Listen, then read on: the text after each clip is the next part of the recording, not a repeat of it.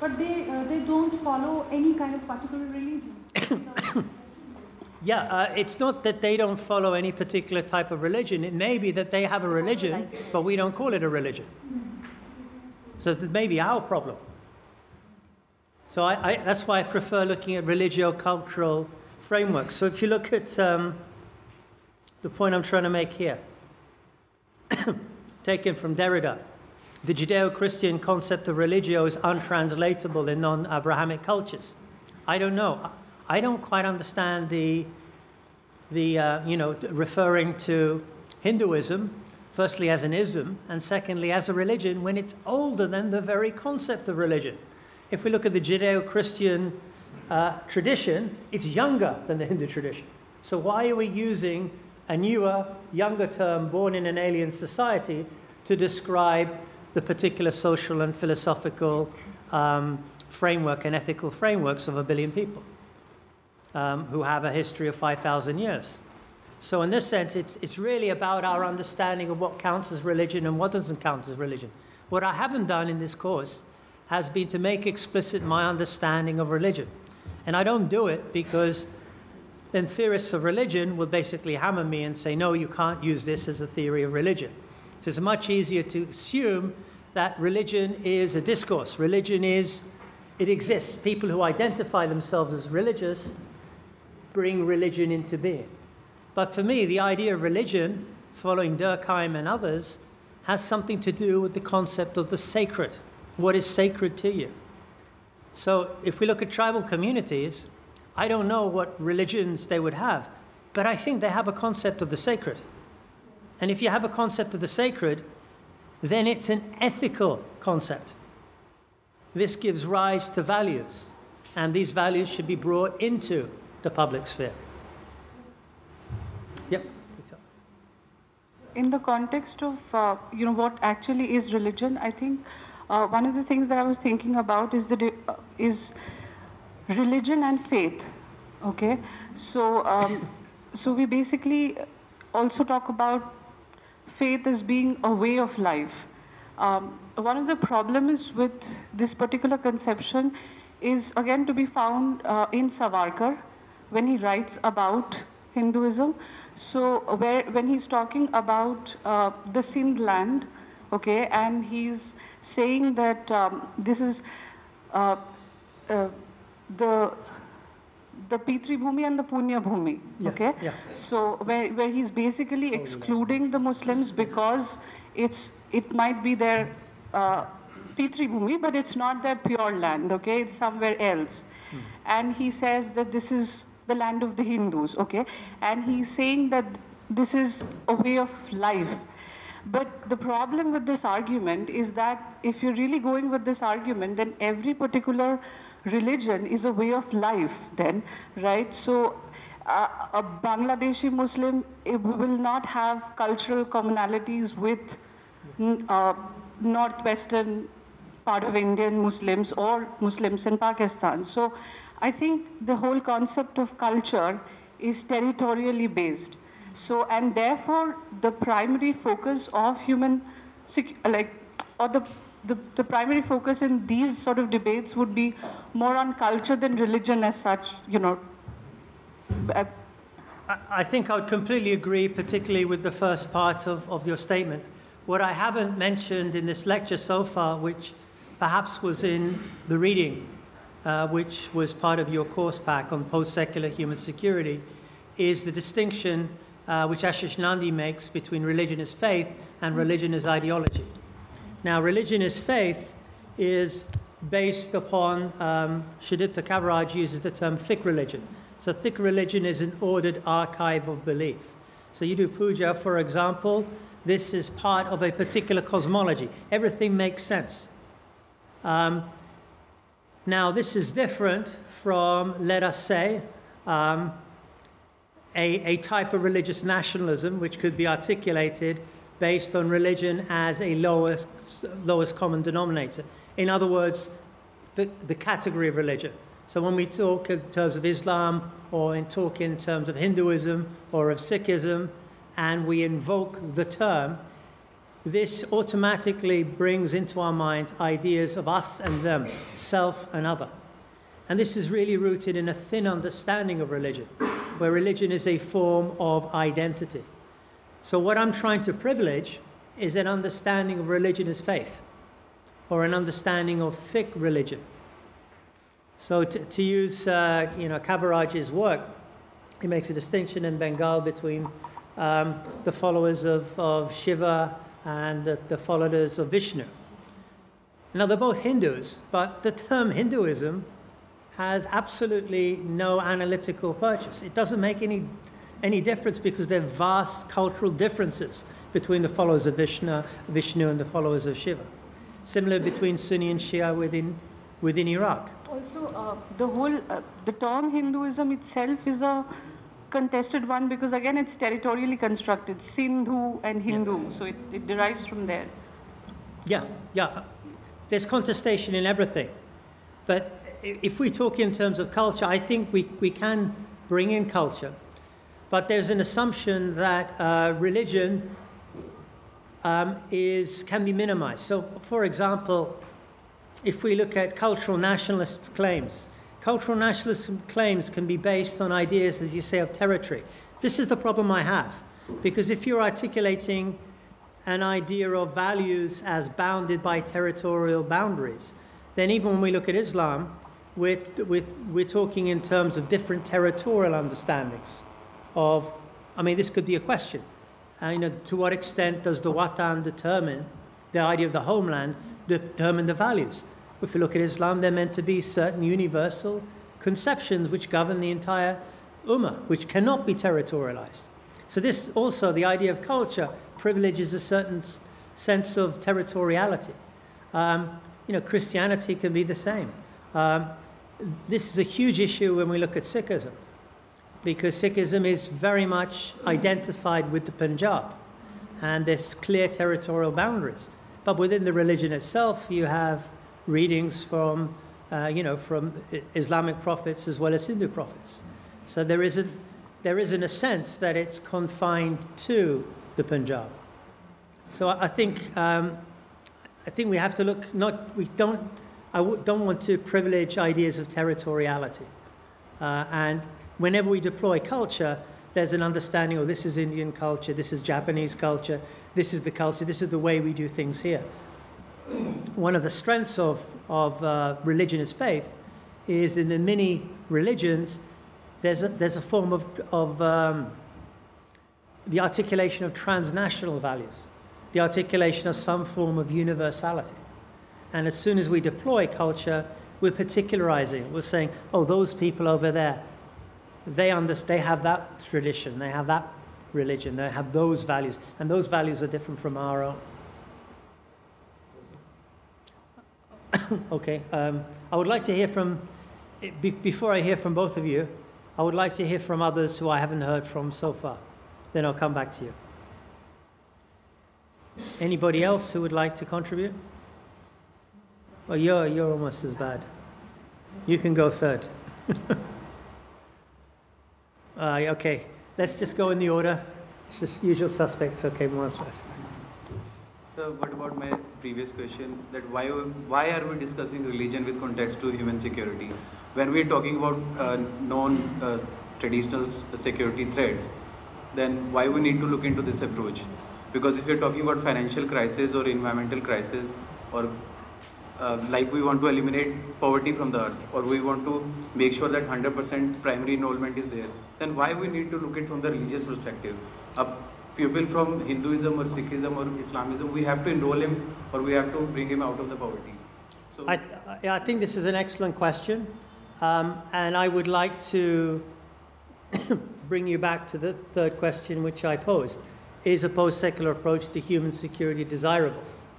Now, if I'm to answer your question, so my assumption is you will answer that it's not really desirable, it's not really helpful. Yes, sir, because if we talk about secular, then we are including the word religion. That's why we are using the term secular. I don't understand why we need to even look into that matter. It's just like we're creating a new theory just to study it, just to increasing the horizon of it, instead of just not focusing on the problem-solving aspect of the human security. Okay, but you also mentioned the idea of neoliberalism beforehand. So this can be linked to demonetization, but neoliberalism and capitalism, where did this come from? If we are to take the UNDP 1994 report seriously, and I'm not suggesting that this is the case, but within the UNDP 1994 report, there was an assumption that the logic of neoliberal globalization was leading to greater wealth, but also to greater insecurity. And the proliferation of these non-traditional security threats were a result of the downside of globalization. Now, my question is, then where does this system of neoliberal globalization come from? Is this totally abstracted from religion? It comes from Protestantism. Sorry? It comes from Protestantism. If we're going to take Weber's understanding of we can take a Marxist understanding. The Marxist understanding would say it's got nothing to do with religion. Yeah. It's But got to when do with changes within the modes of production. Religion is the superstructure. It basically, the base is historical materialism. This would be the Marxist understanding. The Weberian understanding would be to say, look, capitalism came from somewhere. I mean, let's look at Islamic political economy. So I may, correct me if I'm wrong, but the idea of profits itself within Islamic banking is, it's almost, impermissible within banking to levy profits. Now, if you look at the global economy, if you look at the global debt crisis, which has blighted, 2/3 of humanity since 1980s, it's based on states, impoverished states, indebted states, paying back interest on debt. The original debt has already been paid off. Now, which tradition says that it's possible to actually levy interest on debt? Even within Catholicism, it's an anathema to talk in terms of levying interests on loans, so repaying loans. So it's really only within particular traditions that our understanding of the economic system developed. So that would really be my answer to that. If we're going to look at the economic causes, which have arguably given rise to non-traditional security threats, then I think we need to look at the historical sociology, we need to look at the genealogy, the origins of the present economic system. Most people suggest that it developed in the West, and it developed as a result of the colonization of the rest of the world. Some, however, like Andre Gunther Frank, argue that it actually developed within East Asia, and it has a 5,000-year history. Now, if we take that as an example, then it would seem that there are no cultural values here. This is a purely Marxist framework. So both arguments can be made. Most Marxists would say, no, we don't need a post-secular approach to human security. Sorry, there were questions over there, but yeah, let's take them in turn. So we have 1, 2, 3, 4 questions. We really don't have enough time, so 4 questions, and it depends on your question because you've spoken a lot. Okay. So I think the post-secular can be desirable if we look at religion, some changes in all religions, especially, amendments. That if we have amendments, then we can, look at religion in a post-secular, desirable approach. Thank you. What? You said that this is, you haven't considered religion rather than culture, So when you say non-Abrahamic, cultures, how does it different from non-Abrahamic religious, backgrounds? And second, if it is culture, why it is post-secular? Because secularism is all about, keeping away religious values from the public sphere and the business of the state. And in my understanding, it doesn't ask you to remove the cultural values from the state business. So why is it post-secular if that is the case? I can sort of answer it, but I think it's much better to listen to others and then we can come back. So we have 2 more questions, yes? Your question over there.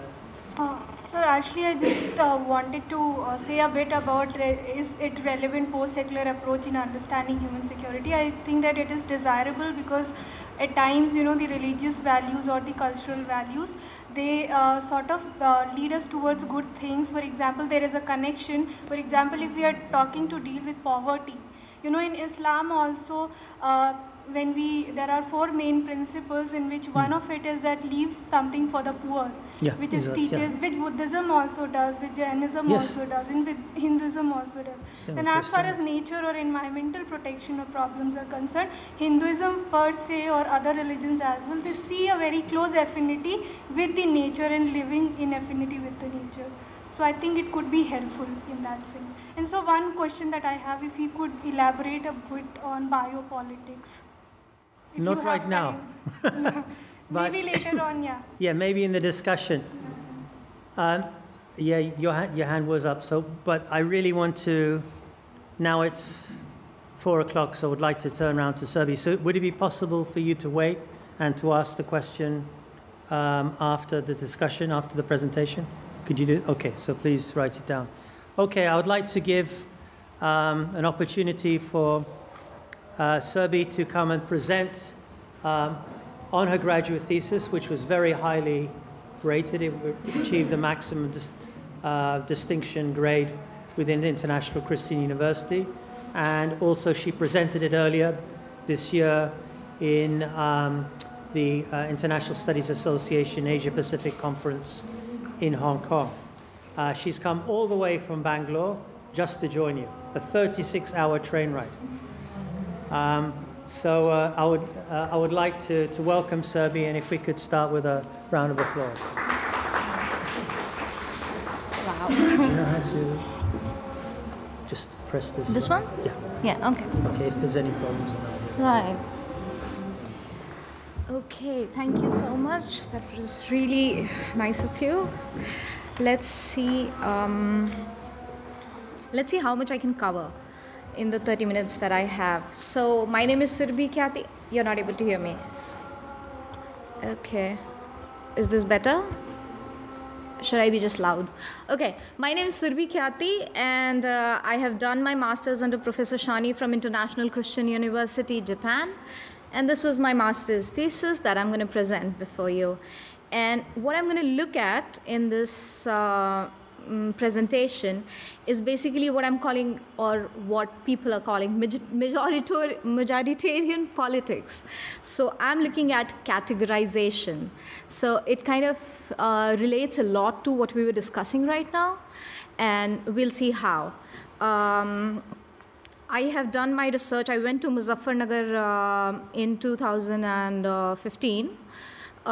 Just after like 2 years of completion of the riots in Muzaffarnagar. And I talked to around 30 people over there, including Hindus, Jats in the riot-affected villages, Muslims, and political leaders, including, if you all have any background in Muzaffarnagar politics, then including farmer leaders like Rakesh Tiket and MLA from Muzaffarnagar now, Agarwal, Kapil Dev Agarwal, and all these people. So I was able to talk to them at that point of time. And it was very interesting to see what happened in that particular place. So I'll start now. Okay, so this guy, he has been my favorite for a while now. This is Sheikh Ashraf Siddiqui. And this is a person from a village called Bawadi. If you all have been following Muzaffarnagar riots, it was one of the worst affected villages where people were killed. And like Muzaffarnagar riots have, there haven't been many murder cases in there, but the few that were there were in Lisard and Bawadi. So this is one of those villages worst affected. And this is a man who is like a typical middle-class, upper-caste man, because he is from a well-off family, has 50 acres of land in that village, which is not very common in those regions. And this is also a man who was really involved in a lot of socio-economic upliftment of his village. And now this man is a tenant in Shamli district. And the only question when I was trying to talk to him about it was that he raised was, I was friends with the entire village. I was one of the prominent people in the village. He was telling me a story about how Hindu Jats who would not eat non-veg at their homes would come to his place for mutton curry all the time. So he had very close ties with these people. And then suddenly, overnight, how did I become what Professor Shani called the other? How was I the other when I was all together with them for generations, farming with them, having friendships with them? Why did I have to leave my land? And this is one particular question which I'm trying to explore in this particular presentation, as well as in my thesis, as to how this categorization of other comes in play and what happens to human security of people who become the other in this entire process. So quickly, human security, and we have seen this, is understood as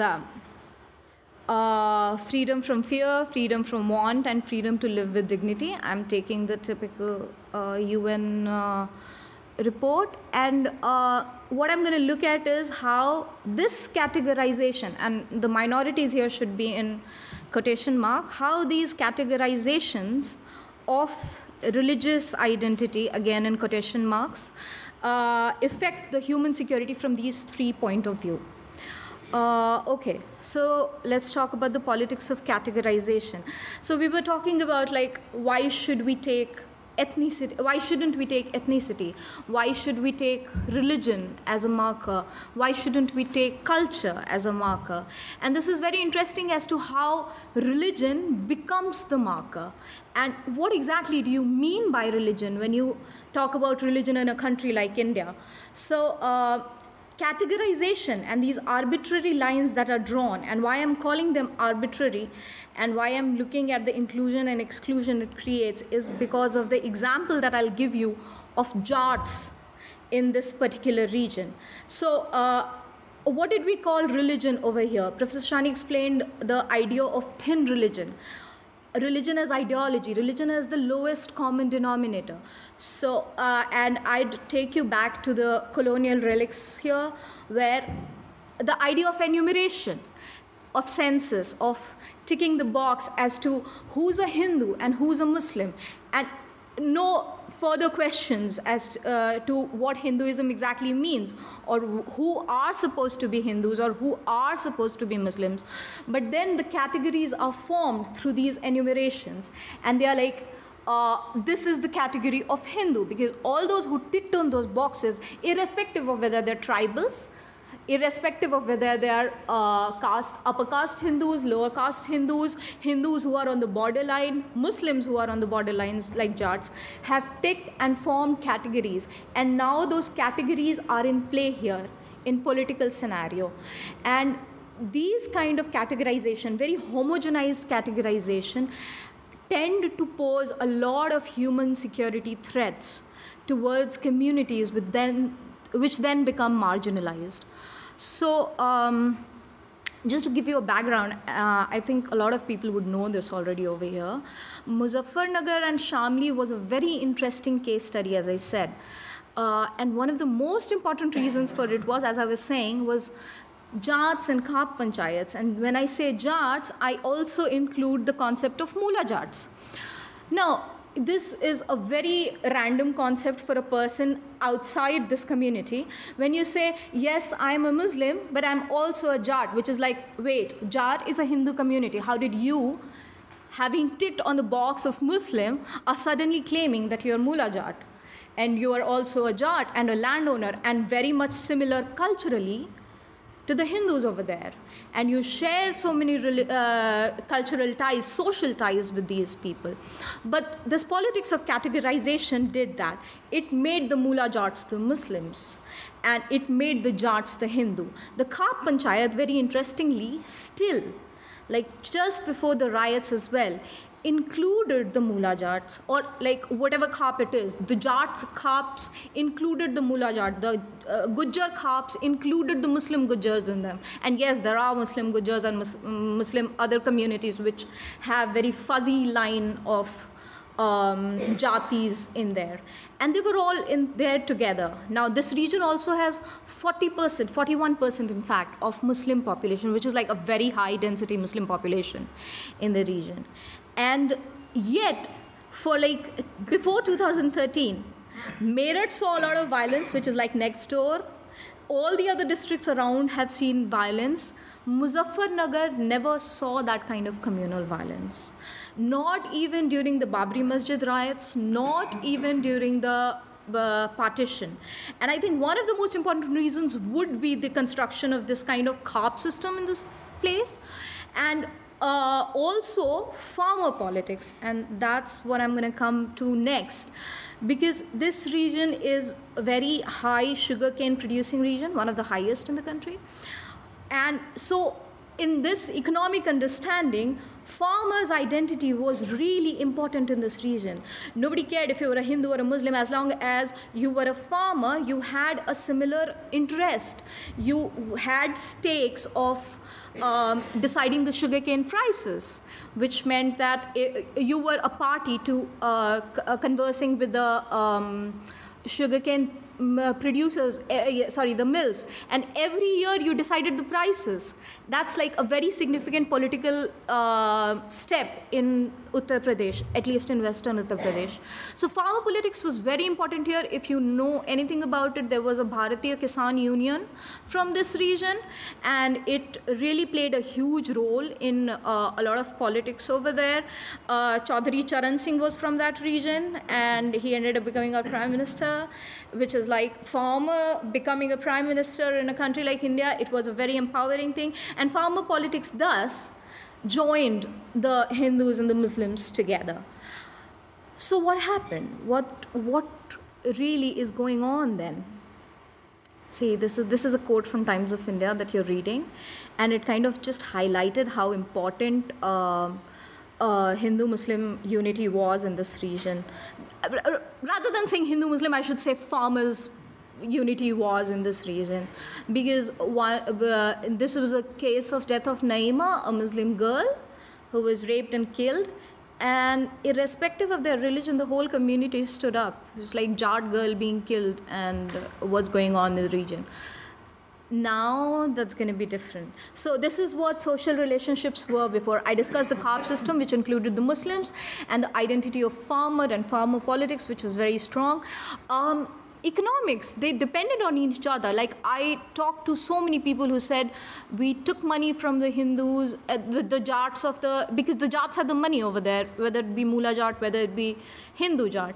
And the labor class, irrespective of whether Hindu or Muslim, money lending and other social organizations like marriages and stuff, they all came together, irrespective of which community they were from.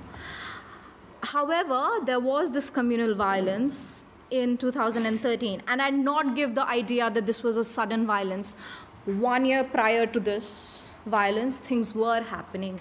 I'm not discussing that a lot right now. We can discuss it later if you all want, but things were happening, identities were changing, markers were changing, and markers were now based on religion. So markers were now based on the category of whether you're a Hindu or a Muslim. And this particular category was not just for social understanding, but for political exploitation. As to if you're a Hindu, so what happens when these homogenized communities are made? If you're a Hindu, your interests are going to be same. If you're a Muslim, your interests are going to be completely different. This kind of understanding and thus categorization and attack on each other kept on happening for 1 whole year, and this culminated in this violence. And the worst part about the violence was that it spread in the villages, which means generally riots are considered to be very city-centric, urban phenomenon. This was something very rare, that it spread in the village, and that literally meant that the entire village now had to move. The entire Muslim population from the village had to migrate, had to flee, and then take refuge in camps. And of course, people were killed. And the worst came after the riots, because they had to live in, and they're still living in camps like these. So this was the initial pictures of the camps, and now they look something like this when I visited them. And this is where they're living now. So leaving their villages and their homes are there. This is how they're living in this situation right now. Okay. And so what is the effect of this particular marker that we are using here? One of the effects definitely was ghettoization of Muslims. So villages have literally turned into all Hindu villages now. All Jats, all Hindu villages with no Muslim population. Whereas with 40% population, you can very well imagine what village community would look like before the riots. But now it's not, it's completely, and some of the landowners who did return are not in talking terms with the Hindus anymore. They do not participate in the crops. They're sharing farming, like the shared farming business is still going on, but the community relationships are completely broken, which means that it is not a very sustainable system anymore. Because if you're sharing farming but not talking to each other, basically you'll have to end it at some point of time. And polarization and change in political behavior, and this is very important, because so far the political behavior of the whole community was like a farmer community. They voted for farming, they voted for parties which would have farming agendas on their manifestos, and now the entire voting pattern changed into that of religious voting. Voting on ideas of which is a more empowering system for Hindus or for Jats, which party is supporting us and which party is supporting them. So this us and them kind of is now a very strong feature in this politics. And this is a person. Ghulam Muhammad Jawla is one of the leading farmer leaders over there. He was with BKU. Now he has, of course, broken up. And this is what he had to say, that Jats, because they were landowners, and especially Hindu Jats, they influenced the votes of a lot of Hindus. And so breaking up Jats meant that a whole chunk of, we know what vote bank politics, and a whole chunk of vote bank went to one particular party. So what does this lead to? This basically leads to my conclusion that human insecurities of, and again, enumerated minorities, quote unquote, it is aggravated with this kind of majoritarianism. In a democracy, in a proper majoritarian democracy, majority community is a very pro-tem community. It's supposed to be like, with time it's supposed to change.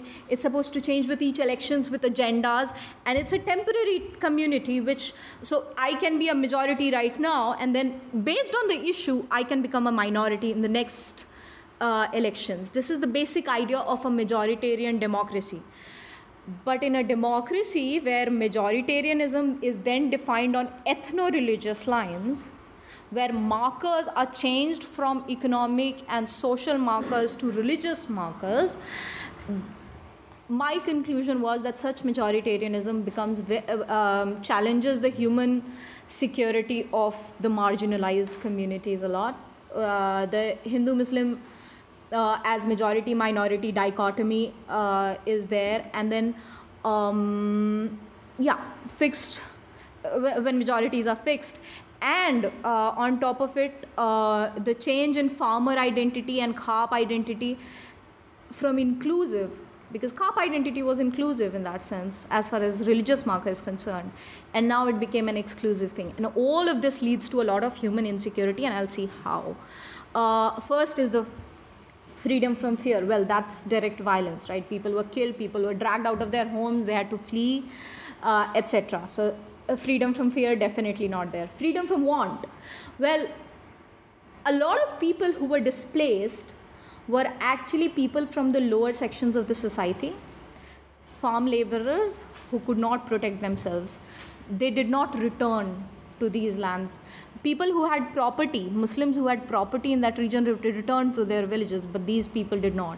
So you can understand that once they are in camps, all their wants have increased because they have to travel all the way for their economics. They have to, their literacy has gone down because of that, because there are no schools nearby. All kinds of requirement like water and sanitation is challenged right now. So freedom from want is a far cry in this region. And the worst is, and this is what we're going to discuss I think next, is that of dignity. So when you are ghettoized, and I think there's a spelling mistake there, and when you are marked as minority due to your religious identity, then that also challenges your dignity in certain ways, because you then have a, like, there is a claim of the self and the other then doesn't have the right to be there, and that kind of leads to a lot of clash between the two communities. So this was my quick presentation, and I would like, I think some of the points that you all raised were that of what religion is, or for that matter, why should, if there's something wrong with religion, why not wipe it out? Like, is there something wrong with religion, or is there something wrong with what understanding of religion exactly are you taking, and for what purpose? And if it is the religion as identity, ideology kind of understanding, the very thin lowest common denominator, and using it for political purpose, is it really the religion that we should be talking about, or is it, or we need to talk about in this particular scenario? Is the religion at problem over here, or what is at play in this particular situation? So these are the kind of questions that come up, I think, after this. Okay, thank you very much. Any questions? Do you have any questions directly to Sid? I was wanting your... If you could please introduce yourself. She may know you, but she's just here for today. I'm Auntie from Presidency University, Calcutta. I wanted your opinion on a particular observation that I have. Your presentation was basically about this whole minority-majority dichotomy, yes, and how it's leading to the problems. One of my personal opinion is that when we keep using this term minority, and especially with regard to the Muslim community, I think it's only feeding to the vote bank politics, in the sense that India has the largest population of Muslim after Indonesia. Mm-hmm. So Muslims are really not a minority in India, in absolutely, the technical way. But the word minority is continuously used with this, with regard to particularly this community, because you're only trying, when you call a particular community minority, you're automatically telling them that you need to fear certain things, mm-hmm, in this country, mm-hmm, and that I'm there to liberate you from this particular problem. Okay. So I think it needs to start from the academic institutions only, because otherwise it won't reach the policy level. And there has to be a language overhaul in terms of treating with this. I have extreme problems when somebody says that Muslims are a minority in this country. Right. Can I answer that one? I completely agree with you. And that is why I have used the term minority all in quotes. Because the term minority here, again, depending on enumeration, this is one of the major problems of categorization and how you categorize and what makes you minority and what makes you majority. If it is just numbers, then there are other complications related to those numbers as to who's the Muslim and who's the Hindu then. What do mullah jats do in that situation? Which one are they in? Are they the majority or are they the minority over there? And this politics of categorization has been going on with what the term, what's the term? Governmentality of the colonial rulers of India, who needed to count people and who needed to, being able to free ourselves from British rules in many sectors in terms of censorship, sedition. Absolutely. Yeah. So I completely agree with you that this is a very problematic term, and that's why this politics of categorization ultimately affects the human security of all those, not just the minority but also the majority in this particular group. Right? Yeah. Good afternoon, ma'am. I'm Rohit Raj from Department of Political Science, JMI. Ma'am, there are two questions. You had a very good presentation just now. The first question is that, when we are at peace, the situation, the law and order is, it works smoothly and everything. So this basically adding on to the question itself. Are there certain fault lines where we define this majority versus minority, or else it also remains in the situation of peace? Because every time we see an analysis of riots or post-riot scenario, we often see, in most of the cases, communal riots, say majoritarianism. So, is any fault, or else when we look at elections also, when we say that there was a statement, 73 seats for BJP, 73 seats, 71 in 80, and 281 overall in 2014 elections. Do you think that it's an apt statement that that signifies whether because BJP got only 33% of votes in the entire government, looking at the national level. So do you think that it fits into this entire scheme of things? With the majoritarian versus minorities? What do you mean? Which one fits into this? Just merely. The next part of my question I would come to it. Whom should we fix accountability with for this particular, these kind of riots? Especially in this riot, because you had a very interesting presentation. The Constitution says that the law and order is a state subject. Yeah, so if we just follow that, then it's the state's responsibility to protect. Yes. It's that. So security is state's responsibility. That's what we are talking about. And when we say human security as well, we are pointing towards state in many ways and saying that it's state responsibility to provide human security. So to answer your question on that framework, I would say state, whoever the state is. Okay, so if you want to fix responsibility, because ultimately, post-riot closure reports, something, people trying to fuel up. Ma'am, but I'm interested in that, the fault line and majority minority. Because at peace, when we are at peace, we don't say that it is a kind of a majoritarian peace. At times it suddenly develops. It suddenly pops out that a majoritarian kind of tyranny might be there. Well, that's an interesting question, but then I would ask you in turn that really during the peace times, are we saying that these identities cease to exist? Ma'am, but I'm not talking, there are certain identities, which are there, which has been ascribed to me, ascriptive identities which are there. Right. But then at the same time, I'm talking about whether these divides or the dichotomous frameworks where we have majoritarian and minoritarian divides. Why does it pop out during certain, events, suppose riots or elections, something like this? Why not at peace? Why don't we analyze this kind of things? why don't we term it as a kind of a majoritarian peace or majoritarian something like that? Because ultimately, where majoritarianism something is, it depends on the strength, right? You talked about enumeration and everything. But then do you credit the majoritarian community for, I mean, peace or stability at times? But okay, to answer your question right from the start, we already have a problem with this concept of majority and minority, right? So this is what we are trying to problematize as to who the majority is and who the minority is. And when you're saying that at times of peace, so at times when peace, quote unquote, whatever you mean by peace over there, but in those times as well, whom do you categorize as majority? What is the identity that you're using at that point of time? We are not, in fact, my whole presentation is about how markers changed. These same markers in, let's say, your times of peace, as you would define it, was that of farmers when riots were not happening. They were not majority and minority at that point of time. The identity at that point of time was farmers, and it changed at some point of time to become the identity of majority and minority. So the fault line, I would not really claim it to be the majority-minority fault line. It's more of categorization over here. Not just in this particular case, but also in other cases. Like, it's not just the religious categorization, but also other kinds of categorizations which are problematic. But that is, of course, a larger debate to consider. I hope I've answered your question. Any other questions? Sure. Yeah, I am Jahan Shah Safari from Iran, doing PhD in English department.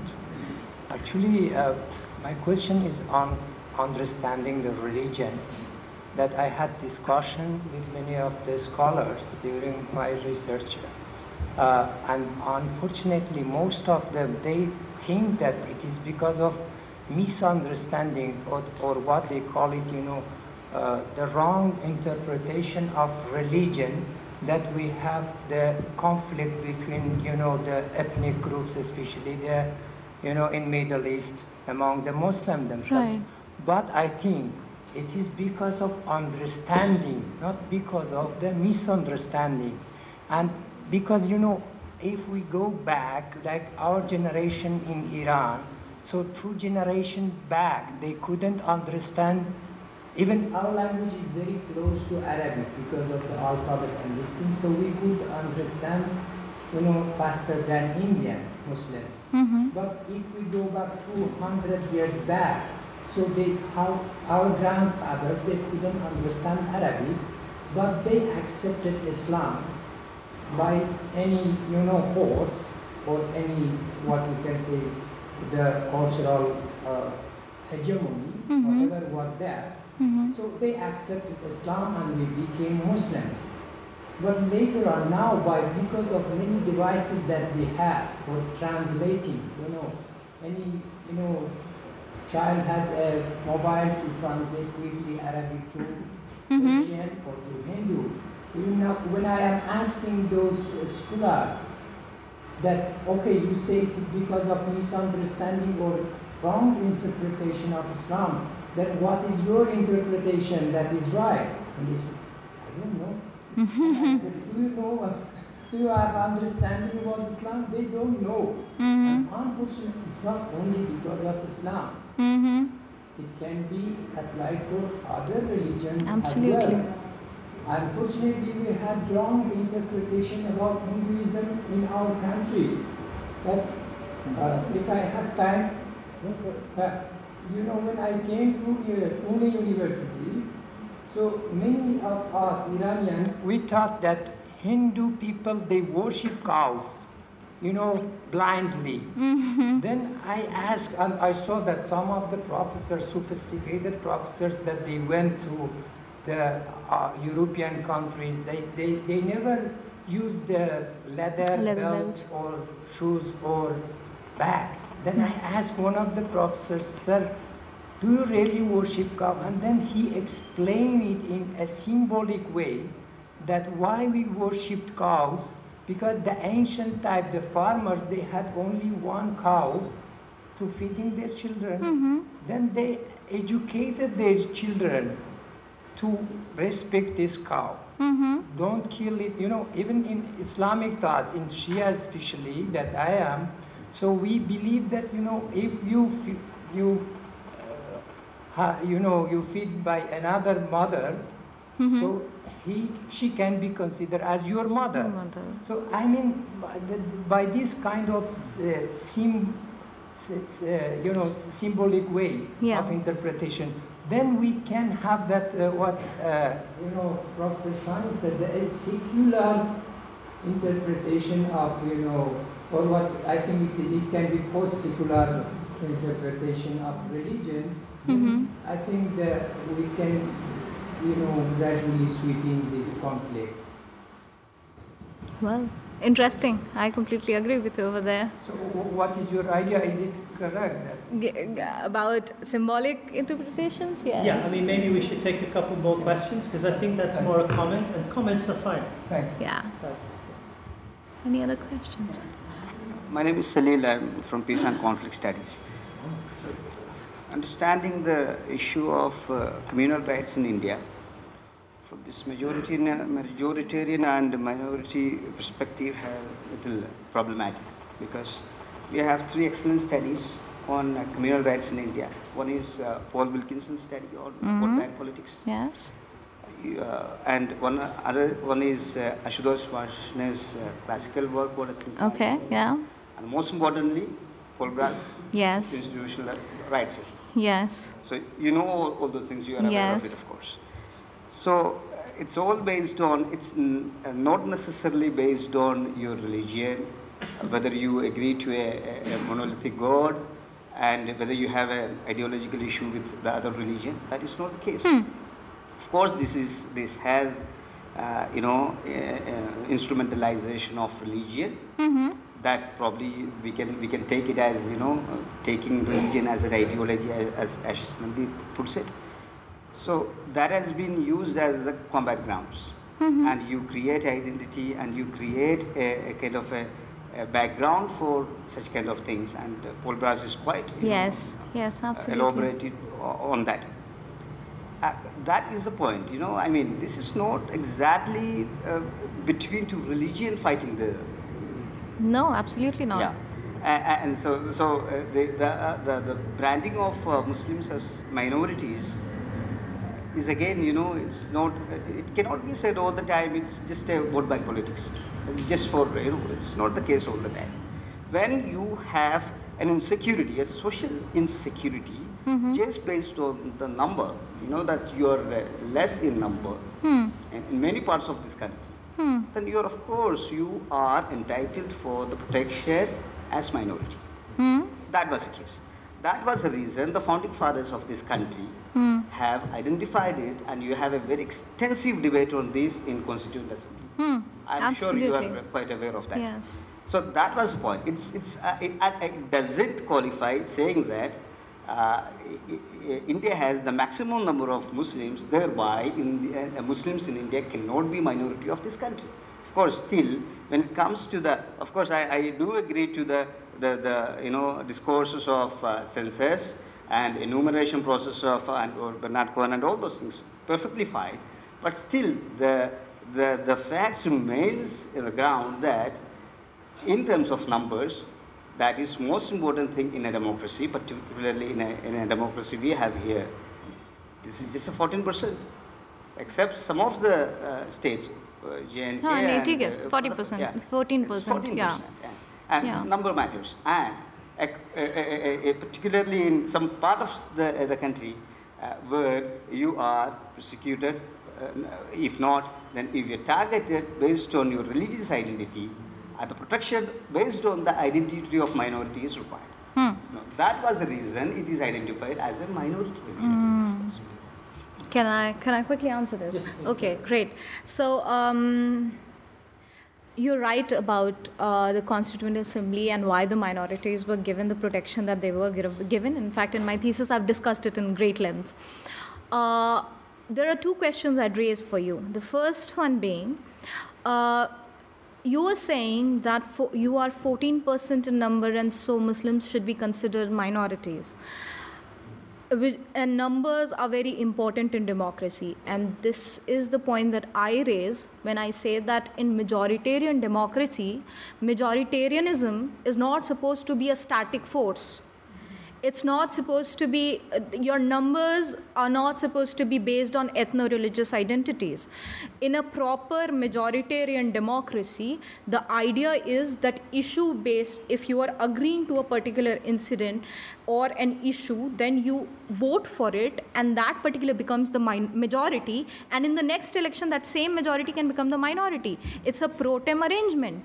However, in a democracy like India, because of the enumerations and because of the problems that they created, we have this concept that because Muslims are 14%, they are the minority, and we should consider them the minority. Whereas in democracy, that's a failure of democracy in a lot of ways in that sense. And second question that I would ask is, you're right that the Constituent Assembly gave a lot of protection to the minorities, and I've again dealt with it in great length in my thesis. The problem is that, at least from my perspective, that while a lot of cultural protections were provided, social protections were provided, where was the political protection for the category that you're calling minorities? And why was it not provided? When you are calling a particular community minority, and you are justified in calling it because of enumeration, as you pointed out, and you are providing protections, where is the political protection? And what would be the scenario like if there would be a political protection? I'm not saying there should be. I'm saying what would be the scenario like if there is one. So that is a very critical question as far as minorities in Indian Constitution is concerned, and the provisions provided over there. Any further questions or comments on Shani's presentation before we go to a general discussion? Okay, Sam. I cannot hear you. When you talk about the minority and the majority and other specializations in another religion or something, we know that up to 1947 in India doesn't know about equality, secularism. They don't know equality. After 1947, they came the equality concept as a platform in the constitution. When we look at the Hindu culture, there is a created inequality existing, still continuing. Absolutely, yeah. That's why the thing is that when you look at the Western culture, before in the Aristotle and the Plato days, there were before 2000 years ago, they were used to think about secularism, democracy, that type of values are there being taught and taught together while their meals time, lunch time, and their tea time. But what about India? We doesn't know about the equality, secularization. This type of things is happening in our days. After the constitution, there is minority rights. Minority rights is about the minorities. That's their big possibility. I think that it's their representative possibilities, minority rights, minority status. This is what is I want to say that in Indian case is something different. We cannot compare to the Western ideology in a Indian scenario. We are not able to talk about secularism as they are thinking about secularism. We cannot accept that. We are going to talking about secularism in a better way, in our ways. But this type of problem has been our experience. Yeah, right. Okay, two more questions or comments. And then you can decide which ones. Right, yeah. So myself, Mohit Bishnoi, I'm from Department of Political Science, Jamia Millia Islamia, pursuing my PhD. Ma'am, you talked about majoritarian politics and human insecurities of the minorities. Ma'am, I belong to Karnal. It's an adjacent district in Haryana with Muzaffarnagar and Shamli. Ma'am, that right did not spread in my district. It did not. And we are sharing the lands with Muslims. In fact, my land is with the borders with Muslims, and even Muslim tenants are working on my land. But that has not created any kind of tension between us. So ma'am, don't you think that the human insecurity created by a single incident, which gave rise to this majoritarian politics, instead of the majoritarian politics give rise to the human insecurity for the minorities? Because the kind of a single incident, the murder or a single incident that created that insecurity created, and that was hijacked by political ideology, and that gave rise to the majoritarian politics. Instead of that, majoritarian politics give rise to this kind of human insecurities for the minorities. So don't you think it's the other way around, that the human insecurity was used by the political ideology, but that did not happen in case of that other districts or other states of India? So don't we agree with this? Yeah, okay. So, this is the one, right? Yeah. All right, I'll just answer that question quickly. If you want my opinion, no, I do not agree.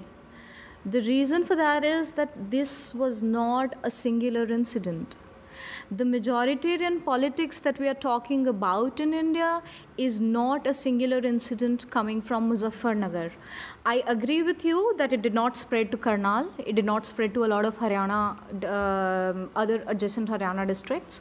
However, there were other issues in Haryana districts based on the same minority-majority dichotomy, in which maybe the victims were Muslims, or maybe the victims were Dalits. So there have been issues across the country through this line of majority-minority dichotomy, which needs to be understood in terms of human security, because again, coming back to your point of a population being 14% and requiring some kind of affirmative actions or securities. I am not saying that affirmative actions are not needed. My problem is that in a democracy, should such categorizations exist? Are these categorizations the source of human insecurities? In a democracy where majority is supposed to be pro tem, should there be a permanent majority and a permanent minority depending on numbers? That is one of the first questions that I would ask. And in terms of whether it is one incident, as I said, no. We see this hierarchy of majority minority in politics across the states. And as far as your question of protection was concerned, I completely agree with you that if there is a minority, there should be protection, and that is what I said, that yes, there was cultural protection, and yes, there was social protection. Where was the political protection? And if there is no political protection, then what happens to these identities when they play out in politics? Does it lead to riots then every time? Is that the kind of human insecurity crisis that such majority-minority dichotomy is creating in a democracy? So these are the questions that I'm trying to explore. In Haryana, the majority, I will not name the caste, but Jats are minority in numbers, but still they have ruled more than 50% of the time. 60 years after creation of Haryana, they have ruled more than 30 years. So they are just 22%, and then they are ruling the rest of. So still, because they are using that kind of insecurity, and then they are ideologizing in their majoritarian form. So I'm still on my point. I don't think so, because the Mullah Jats and Mullah Jats and Gujar Muslims are there in Haryana, but they did not take part in any kind of riots, or any kind of violence did not happen on them. Right. So the point is that these kind of insecurities are used by the political classes, and then the majoritarian politics arises.